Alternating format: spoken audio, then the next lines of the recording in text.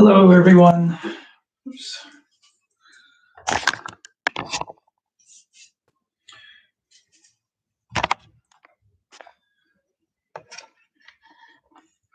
So, chat's messed up. I can't see the chat. Let me try one thing, and then I might.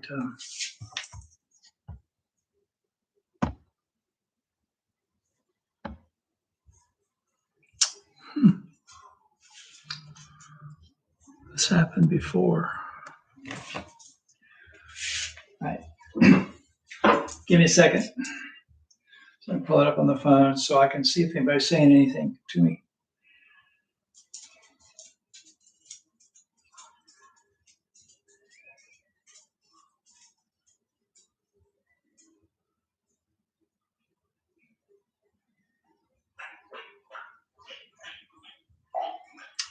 Okay, I see you're here. I don't know why I can't see it on the laptop.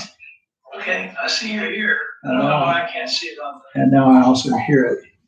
All right. Anyway.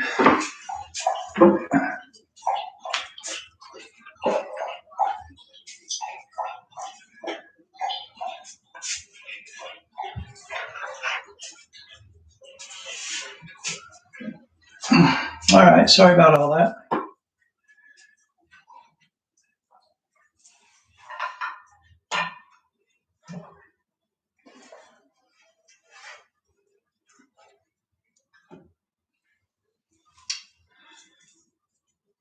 Verse of the Kesa.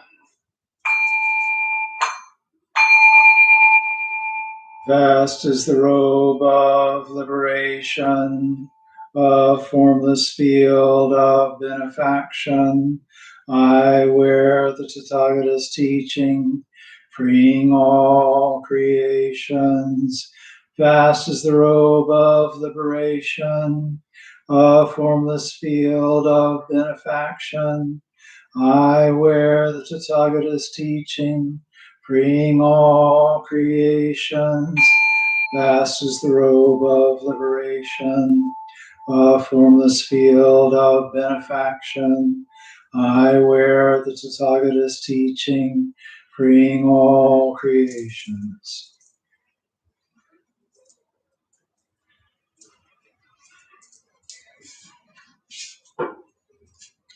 Gods have atonement. All evil karma ever committed by me since of old, on account of my beginningless greed, anger, and ignorance, born of my body, mouth, and thought, now I atone for it all.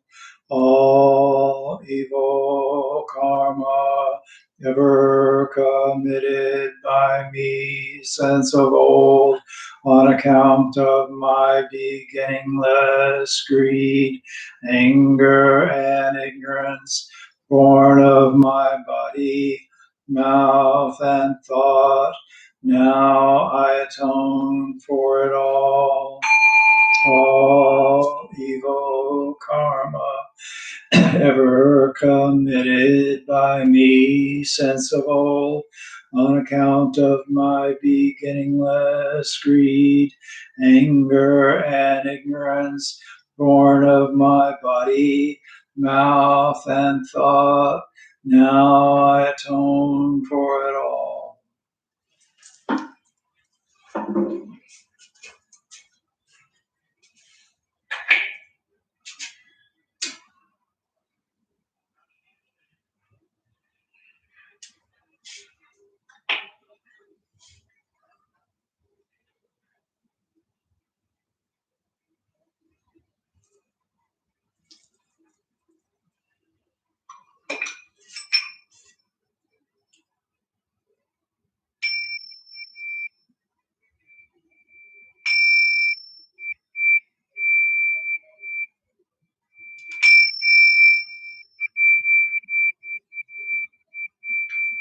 Fragrance of this incense invites the awakened mind to be present with us now. The fragrance of this incense fills our room, protects and guards our minds from wrong thinking. Fragrance of this incense unites us with precepts, concentration, and insight. We offer it for all beings.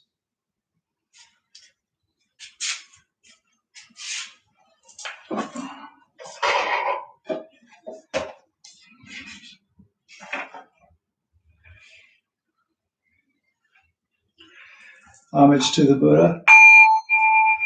Namo tassa bhagavato arahato samma sambuddhassa. Namo tassa bhagavato arahato samma sambuddhassa. Namo tassa bhagavato arahato samma sambuddhassa. I go to the Buddha for guidance. I shall become one with the Buddha. I resolve that I shall each day follow the way of life he laid down for us to walk and awaken to his supreme wisdom. I go to the Dharma for guidance. I shall become one with the Dharma. The gates of Dharma are manifold. I vow to enter them all. The goal of wisdom is ever beyond. I shall attain it. I go to the Sangha for guidance. I shall become one with the Sangha in the spirit of universal fellowship, and as a member of the Sangha, I pledge myself to strive for the enlightenment of all beings.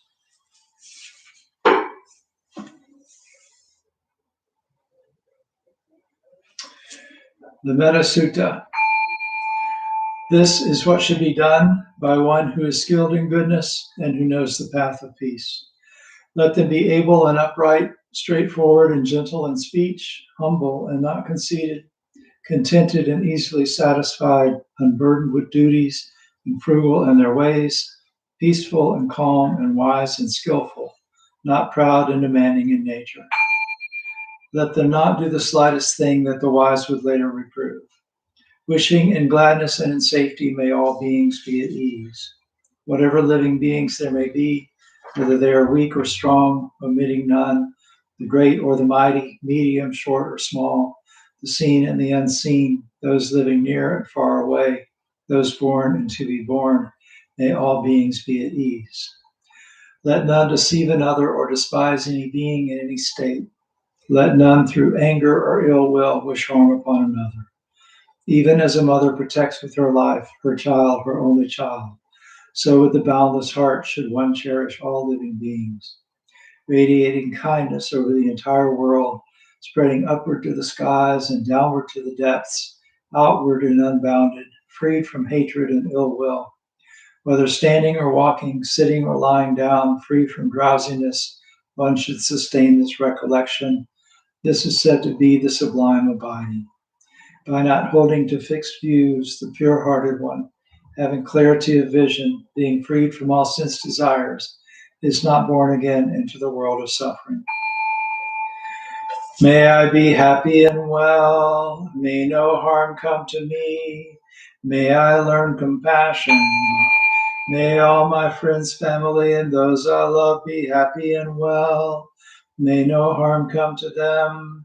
May they learn compassion. May all those troubled in body, mind, and spirit be happy and well. May no harm come to them. May they learn compassion. May all those who have hurt me in body, mind, and spirit be happy and well. May no harm come to them. May they learn compassion. May all those I have hurt in body, mind, and spirit be happy and well. May no harm come to them. May they learn compassion. May all my enemies be happy and well. May no harm come to them. May they learn compassion. May all living beings be happy and well. May no harm come to them. May they learn compassion.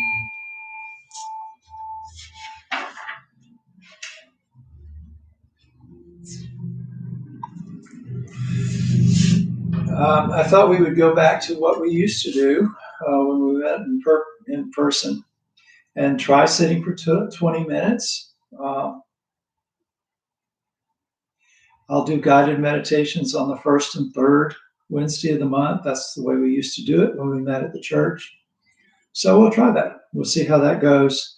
20 minutes of silent meditation on the other days. So we will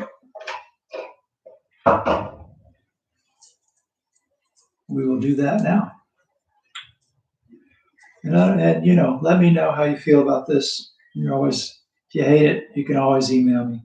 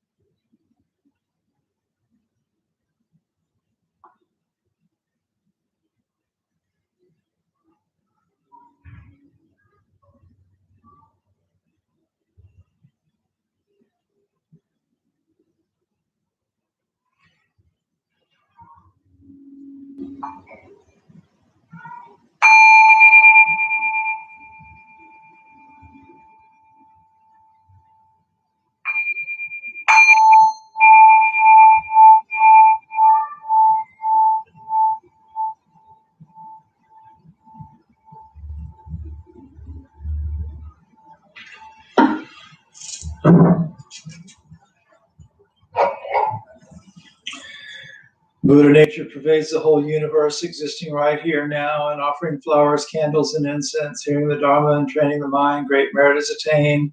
We dedicate this merit to the great Master Shakyamuni Buddha, the all-pervading and everlasting three treasures, the 16 guardians and all protectors of their Dharma and their relations throughout space and time, all ancestors of the Sangha and all beings in the Dharma world. May penetrating light dispel the darkness of ignorance. Let all karma be resolved in the mind, flower, bloom, and eternal spring. May the Dharma body maintain strength and health, and years of life be lengthened for all teachers of this Sangha. May their vows be fully realized, and may they live in perfect peace with Buddha Dharma. We pray for those suffering from violence and those who grieve for them, for those living in oppression, for all who are imprisoned who should be free, for all refugees from violence, hunger, and catastrophe, man-made or natural. We pray for the health and well-being of those suffering from diseases of body, mind, or spirit, all those working toward the healing of those afflictions. We pray for those suffering from COVID-19, those working to protect and treat them, and those grieving for those lost to this pandemic. At this time, we have members of our congregation, friends, and loved ones suffering from diseases and illness. We pray for them and send loving thoughts their way. May they be serene through all their troubles, and may we realize the enlightened way together. Sabe sata sadahantu avera sukajivino katang punya phalang mayham tabe bhagi bhavantu te. May all beings always live happily, free from animosity. May all share in the blessings that spring from the good we have done.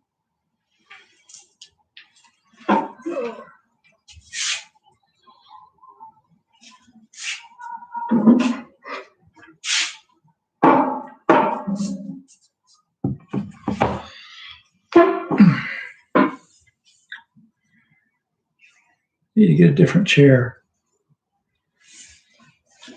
I need a chair that rolls. You know what I need? I need one of those like old-fashioned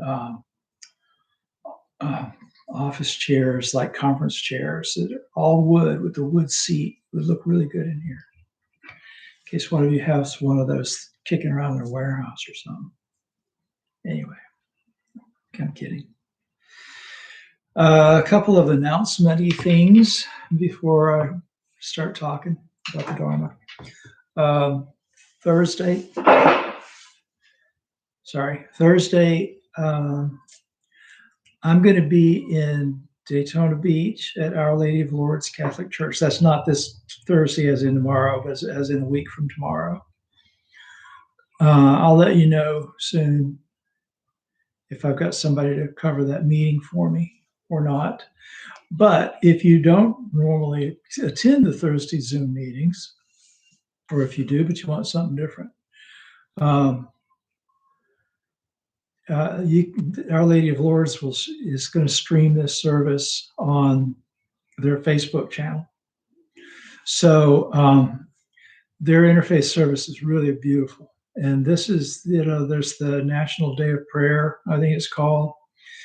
It's this thing that was established by evangelical churches and maybe some politicians at some point in the past.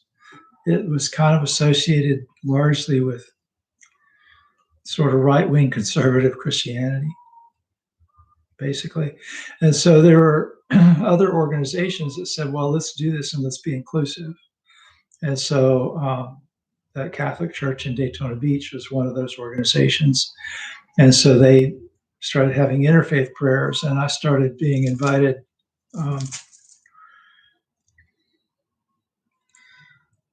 7, 8 years ago, something like that. They started inviting me to come in. There was another guy who was coming who was a Buddhist over in that area, had a Tibetan style study group that met over there, and he'd gotten sick. And so somebody suggested they contact me. And I love it. It's a beautiful service. And so they're going to do it outside. They have a grotto, sort of a little sort of, I don't know, interesting little sort of cave-like place that's on their grounds. And they're probably going to do it there unless they think it's going to be too big. And then they've got some other outdoor spaces. Anyway, so I'll be there. And if you want information about that, you can go to Our Lady of Lourdes Daytona. And it'll be on their Facebook page. They'll live stream it. And presumably leave it on their Facebook page after it's over. Let me know if you start feeling like 20 minutes of meditation online is too long. I mean, it kind of works for me, but I'm here at home. So I don't know. Let me know how it works for you. The 15 minutes seem to work fairly well. So getting back to 20 should be about right. Also, I have started doing some stuff with Insight Timer. So if you ever feel like you really can't meditate without me in your ear, I'll be putting up guided Brahma-Viharas meditations and stuff like that. So I'm going to try and see how it goes. So just putting that out there. I know a lot of you use Insight Timer, and I don't know if you're paying for it or hopefully you're just using the free version. But anyway, whatever you're doing. And there was something else I was going to tell you about. I forgot what it was. Well, if it was important, it will come to me. So, I have this little group. I say I have it. It's actually started by the vice president of my division. Asked me if we could do this together. This was when COVID happened and things started to shut down, and she wanted really kind of some account. She wanted a reason to meditate at a certain time. She figured if she meditated with other people, and this is a good thing, should be accountable, should be more likely to show up and to actually do it. And I mentioned that because, a lot of the time we say, I'm going to meditate every day. And then if you don't decide what time you're going to meditate every day and how long you're going to meditate every day and have somebody to meditate with or whatever, it's very easy to just put it off and then not do it. And I go through this myself sometimes.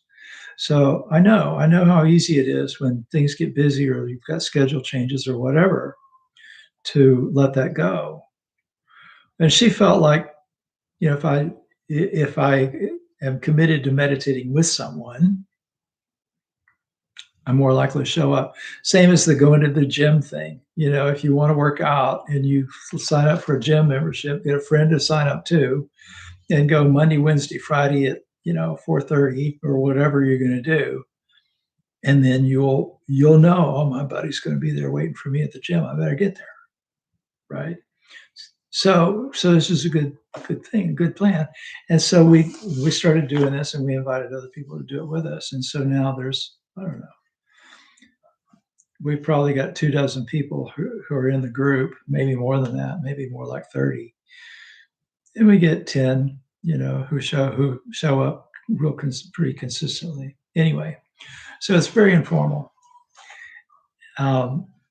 But since I'm a chaplain, they kind of look to me to do something significant. So we always start with readings. Anybody can share something. I try to get something that's got some meat on the bones, so that it'll be a good teaching in it. So this book is called Passage Meditation. It's by Eknath Eswaran. I think that's how he pronounces his name. He's not a Buddhist. He's a he's sort of a religious generalist, I think. I think he grew up Hindu. Hindu's a lousy term. If you're an Indian, you know that's really kind of a colonialist application. But for lack of a better term, he grew up Hindu. And his mom, I think, taught him how to meditate. He explains that in this book. It's been a while since I've read that part of it. And the first edition of it came out when I was like 22, 23, somewhere in there.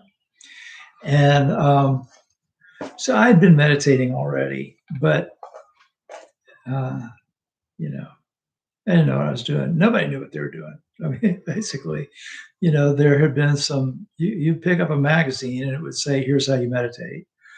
But Lord knows if the information was actually useful or valuable or accurate, authentic.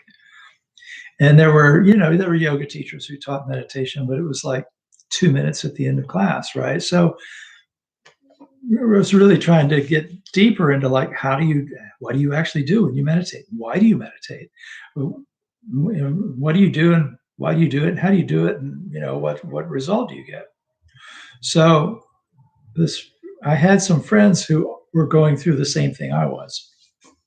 So one of them had seen this book, and actually the title back then was just meditation. That was the title, meditation. That was it. And he had picked it up at Walden Books or whatever, and and he read it and he said, "Morris, this is really good. You need to get this and read this. It really tells you how to meditate." So I got in my Buick Wildcat and drove down to the mall and got a copy of Meditation by Eknath and started reading it. And sure enough, there was real valid, good information in it. And it holds up still. So, again, slightly different tradition, but the Buddha didn't invent meditation. He learned how to meditate from other teachers who were, the practice had already existed for a long time. And so there were these ascetics of various types who would go into homelessness, like the Buddha did, and basically go out to live a holy life. And meditation was a part of that for a number of them. And there were other, there were like sort of self-deprivation type of things too. They're trying to burn out their karma, but one of the key things was to try to really learn to understand their mind and their mind's connection to what they would consider the divine, whatever that means to you. So, and so that basically what the Buddha learned were various types of meditation that were being taught by different ascetics, wanderers, and so on back then, and then refined it, fine-tuned it. Probably there were additional instructions given later by other people. And mindfulness of the body seems to be a fairly uniquely Buddhist thing. I haven't encountered it quite in other settings. But at any rate, so the passage I did this morning, I just kind of was trying to figure out what to read earlier in the week, and I thought about this and kind of leaf through to see what I had marked. I use this as a textbook for the contemplative practices course that I taught for the freshman first year seminar course. And so I was looking at things I'd marked, and I found this one, and I really like the way he words this. He says, achieving the precious, I might say wondrous, skill of one-pointedness will greatly facilitate meditation and speed our progress on the spiritual path. Meditation is concentration, and concentration becomes consecration. As our absorption grows, we shall come to see that possessions Evanescent pleasures, fame, and all the power in the world can never satisfy us, but only that which is full of love and wisdom, that which does not pass. When we let our minds become scattered, we are but leaves on the surface of the lake of life, far from the infinite reality. When we unify our minds, we plunge deeper and deeper into that reality and move ever closer to the divine. I did a few little tweaks in the wording just to make it more comfortable for me. But basically that's what it says. So you know, if you've ever meditated at White Sands, you know, the instructions that they give at the beginning is toward the end is, you know, with practice, you will achieve the state of one pointed mind. So what does this mean, one pointed mind? Well, it means that you're able to put all of your attention where you want it in one place. So I know some of you are working with jhana, and that's what happens when your concentration is a certain place. You become absorbed into the object of meditation. That's a result of one pointed mind. And there are other things too that happen as a result of one pointed mind, but that's what he's talking about. And it's interesting, he says, the skill of one pointedness will facilitate meditation and speed our progress on the spiritual path. So he doesn't say that you have to meditate in order to live a spiritual life. Because you know, I don't know. I meditate, I live a spiritual life. Could I live a spiritual life without meditating? I suspect in one way or another, you know, that most people who live a truly spiritual life have some sort of a contemplative practice. It doesn't necessarily mean that they do what we would identify as meditation, sitting with our back straight and our eyes closed or focused a few feet in front of us and observing our breath or whatever it is that we're observing as an object of meditation. But they do something that acquaints them with how their minds work and that helps them see reality directly and clearly, because that's what you have to do in order to live a spiritual life. You can't live a truly spiritual life if you're buried under a mountain of delusion. And I think the only way to get out from under the mountain of delusion is to work really hard at seeing more clearly. Now, that doesn't mean that you can't meditate and still be really messed up and still be buried under a mountain of delusion, because you can, you know, you can meditate your butt off and do it kind of wrong or be mindful of the wrong thing or get up and then go out and post hateful stuff on social media or whatever and undo all of that. You know, you have to take your practice off the cushion into your life. I didn't word that very well. That suggests that your life and your time on the cushion are different things. But you know what I mean. You have to take what you do in here, in your sacred space, wherever that is for you. And you have to apply it to the rest of the life. And you have to do that as a practice. So if you sit and really bear down on your concentration and you're one pointed as hell, and then you get up and you go be lazy with your mind after that, well, what are you going to get? You'll get a lot less result. I think so. I don't think anybody ever sat down and planned out, well, here's what religion will have, and this is what we'll have, and here's why we'll have it. But I think the structure of religion in general, and Buddhism specifically, evolved over time because certain things were useful to spiritual development.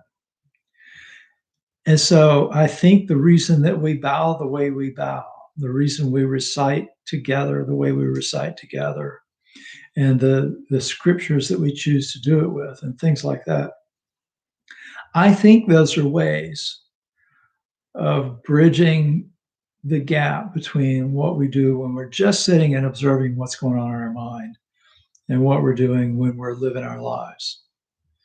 Because there's a significant difference between sitting on your cushion after the bell rings and standing up and bowing and saying words and listening to a talk.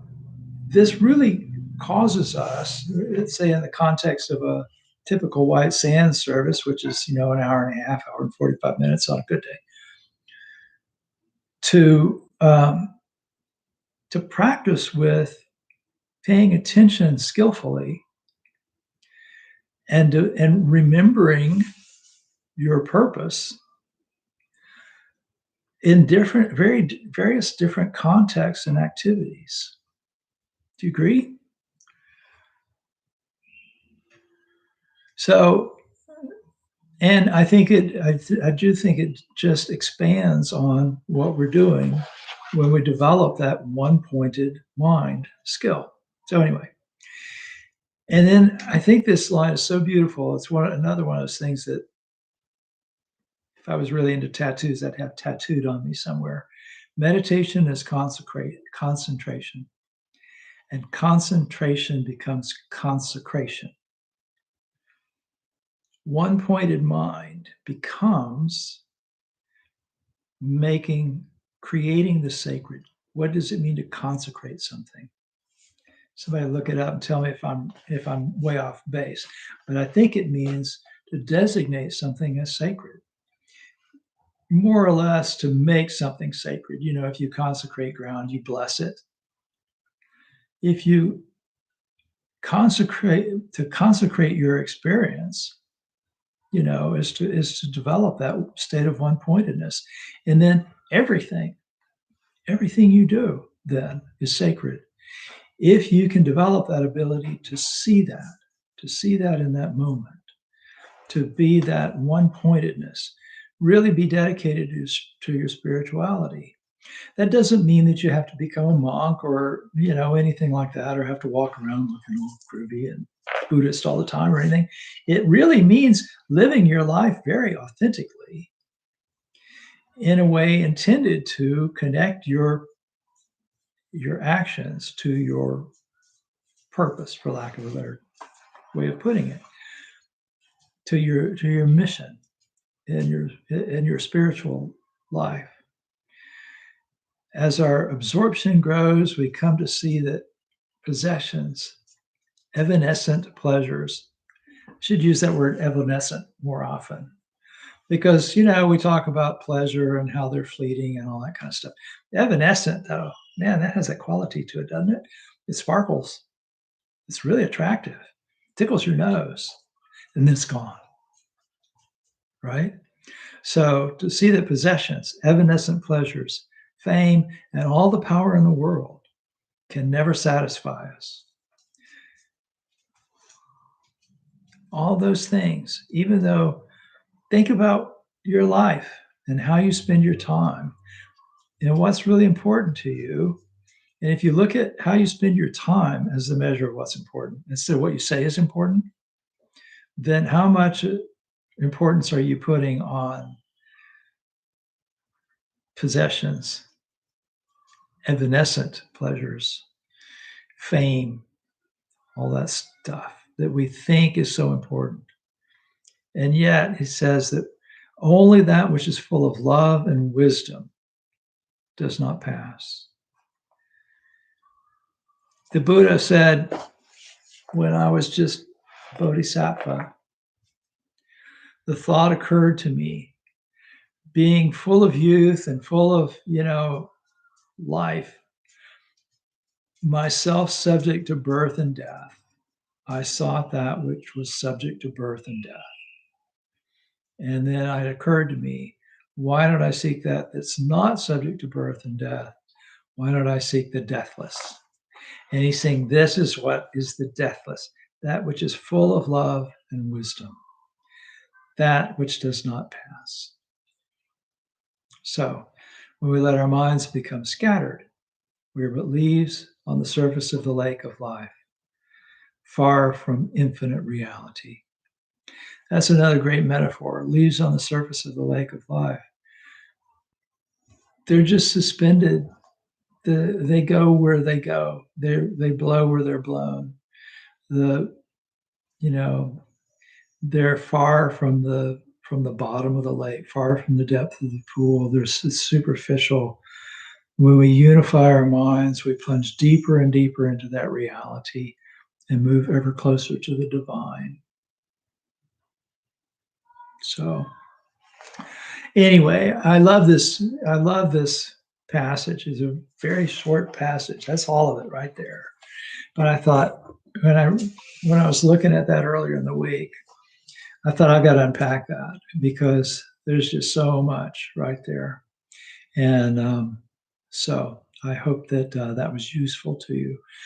So if you want to know what it is that we do for 20 minutes after the bell, between the ringing of one bell and the ringing of another, well, that's it. Develop one pointed mind so that you can come closer to the divine. That's the reason, right? So let me see if anybody said anything or asked anything that I should respond to. Oh, lots of buffering. Might be on your end, Ellen, because I've kind of been watching myself out of the corner of my eye to make sure that it was okay. I haven't seen any buffering going on. Might be your internet connection or something between me and you. Anyway, um, sorry about that. All right. Well, if nothing else, then thank you all very much for being here. I'll see some of you tomorrow. I'll see some of you Sunday at White Sands. And if not before, I'll see you next Wednesday. So have a great evening.